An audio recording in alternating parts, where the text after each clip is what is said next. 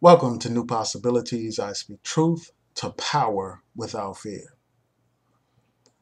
So, usually on Sundays, I watch Meet the Press, and this Sunday was no exception. I watched and I saw Andrew Young being interviewed by Chuck Todd, and it was an interesting interview to say the least.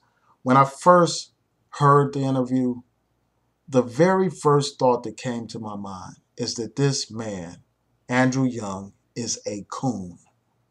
But I decided that I wouldn't do a video on it. I actually thought about doing a video on it, thought about calling this man a coon, but then I said, no, I can't call this man a coon.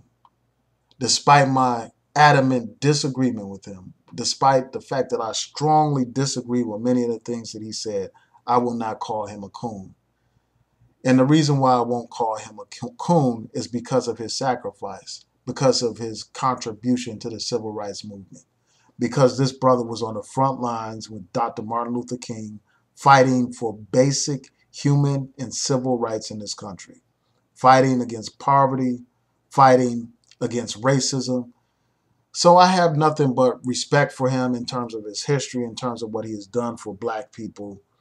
He was the executive director of SCLC.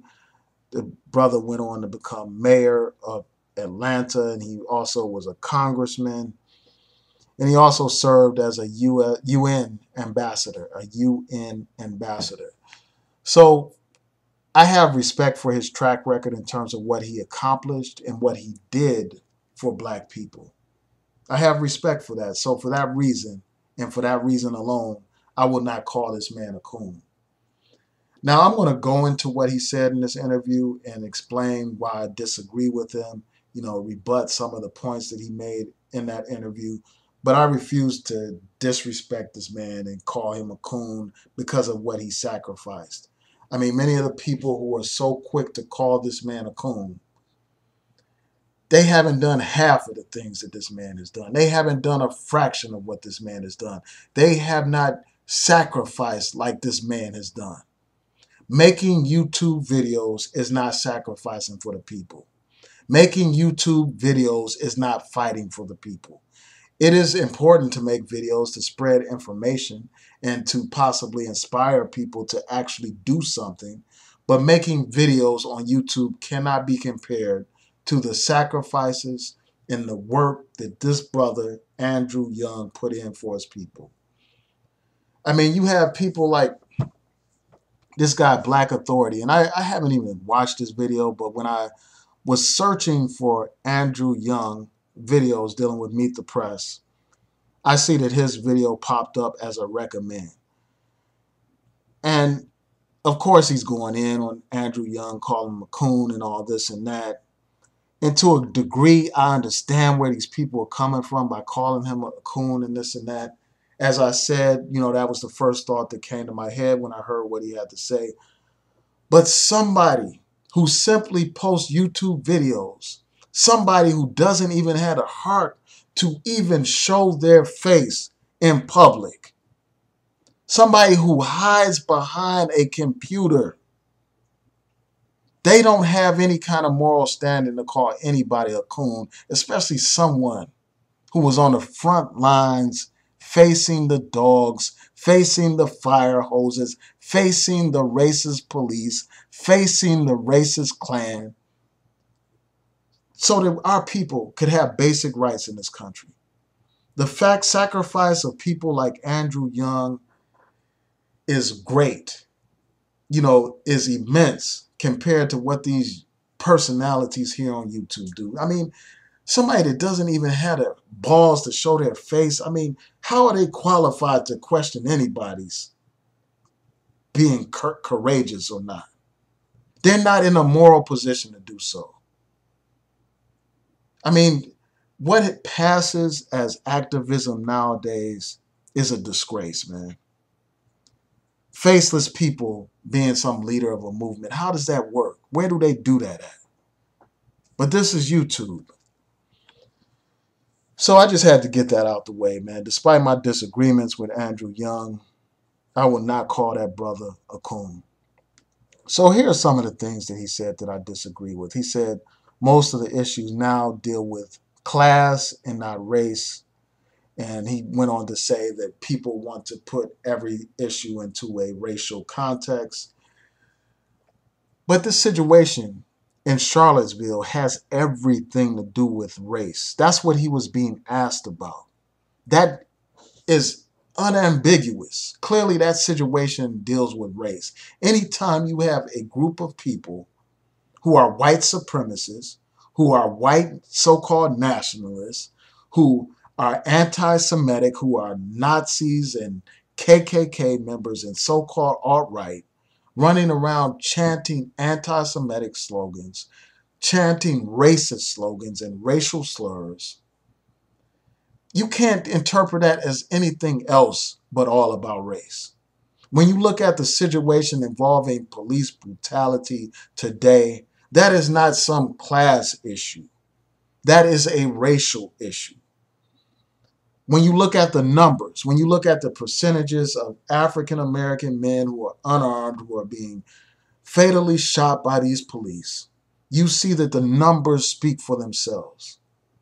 African American men, according to a study done by the Washington Post, I think it was 2015, make up 6% of the U.S. population, but 40% of those people who are unarmed and killed by the police.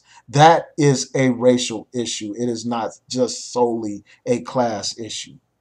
When you look at black communities and you compare the conditions of the communities in terms of the wealth gap, in terms of the educational disparities, in terms of the health disparities, in terms of the sentencing disparities, when you look at all these numbers and all these factors, they point to the fact that race is still a dominant issue in this country. So it is not just about class. So he's wrong on that. And he went on to say that he feels uncomfortable condemning the Klan types, meaning uncomfortable condemning these white supremacists. And he said that he feels uncomfortable condemning them because they are the poorest of the poor. He talked about how some of them work in coal mines and all this and that, and how they suffer from certain economic conditions. And he feels uncomfortable condemning those types of people.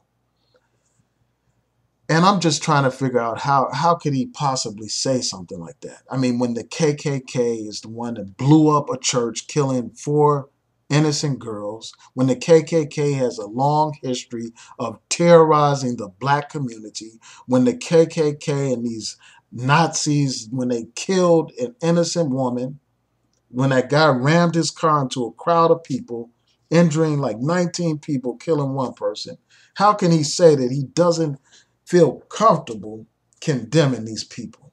How can he say that he doesn't feel comfortable condemning these people when you have that brother DeAndre Harris beaten unconscious, beaten to the point where his head was gashed open and blood was pouring down his face? How in the hell can this man say that he feels uncomfortable condemning the Klan types when they do these types of things?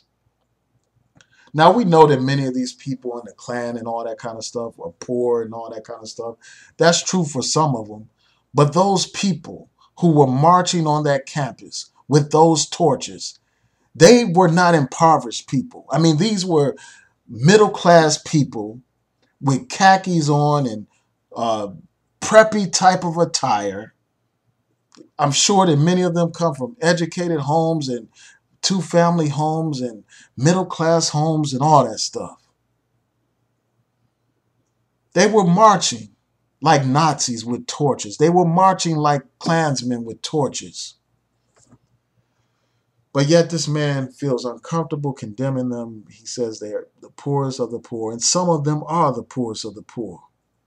Some of them do suffer from poverty, and they scapegoat other groups of people. But the fact of the matter is, these people don't have any kind of class consciousness.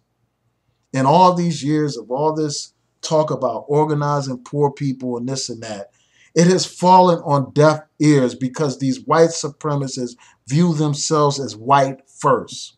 How else can you explain them electing someone of the 1% class to be president. They put race over everything. They vote against their interests every time. So I don't hold out any hope of these Klansmen gaining any kind of class consciousness or becoming progressive or reforming themselves and becoming non-racist. I hold out zero hope for them. There is no hope for them. And when they commit these crimes, when they have that brutal, bloody history, both in the past and in the present, I can't understand how any black man in their right mind could say that they feel uncomfortable condemning these people. And while this man talks about how he's uncomfortable condemning the KKK and the Nazis and the alt-right, the very people who terrorize the black community, the very people who espouse hatred against the black community, while he is uncomfortable condemning those folks, he has no problem at all condemning the people he calls black militants. He calls them chicken. He talks about how those who thought violence was the answer are not around. They were killed not by white people, but they were killed by their own emotions and anger. This is what this man says. He's attacking other black activists that he disagrees with. And I just think that that's fundamentally flawed, fundamentally wrong to attack your own, despite your disagreements with them, to attack them while sparing your very open enemies, the Klan and these other white supremacists. I think that that is sick, man. And, I strongly disagree with that. I have to condemn that. Those brothers and sisters who advocated self-defense are courageous brothers and sisters. And I just think that it's wrong to condemn them. To condemn those brothers and sisters who had the courage to stand up to the system. And he says that most of them are not around and all that kind of stuff. That's not necessarily true. I mean, many of them who are college professors, many of them are authors, many of them are activists today. They are still here. Many of them just weren't co-opted by the system. They remained committed to their beliefs. They weren't seeking any government jobs. They weren't seeking any public offices. They were committed to their principles. And it's just a shame to see this brother, Andrew Young, just fall off like this in his old age, man. To live long enough to see himself compromised, man. And I expressed the same kind of disappointment with John Lewis when he made, some rather disappointing statements during the campaign this year, the presidential campaign, last year. I was disappointed. And these brothers, they disappoint me. It's just a disgrace, man. I'm really disappointed in these brothers, but I would not call the brother a coon, despite my disappointment, despite my disagreement, because I think that too often we're so quick to do that. We're so quick to throw our own under the bus, and some of them deserve to be thrown under the bus. Don't get me wrong. Some of them deserve the title coon, and I've given that title out many times. I don't hesitate giving that title out when it's appropriate. But I cannot give that title to a man who sacrificed so much for his people, man. I cannot do it, and I will not do it. But again, I'm just disappointed in this brother. I mean, from what I remember, this brother actually attacked Black Lives Matter and all that kind of stuff. I mean, it just seems like when people get older, they get more and more conservative, and they don't appreciate those who have courage. Because when people get old, they lose that vigor. They lose that sense of independence or that sense of courage, that sense of heart. They lose that when they get older because there's more at stake. They got mortgages to pay. They have jobs and all this and that. They're all wrapped up in the system. So they lose that vigor, that bravery and all that kind of stuff. Instead of attacking these young people who actually have the courage to be strong, to be militant. The brother needs to be guiding them, advising them on strategy and stuff like that instead of condemning them. So on one hand, I just think it's wrong to throw these elders under the bus, condemn them as coons. And I also think it's wrong for these elders to think that they know everything, to speak harshly of the youth who have the energy and the fire to get involved. So those are my thoughts about this. Tell me what you think, and shout out Tehran Rain. I saw part of his video. I'm gonna try to watch the rest of it probably in the morning. But tell me what y'all think. Please rate, comment, and subscribe. Peace.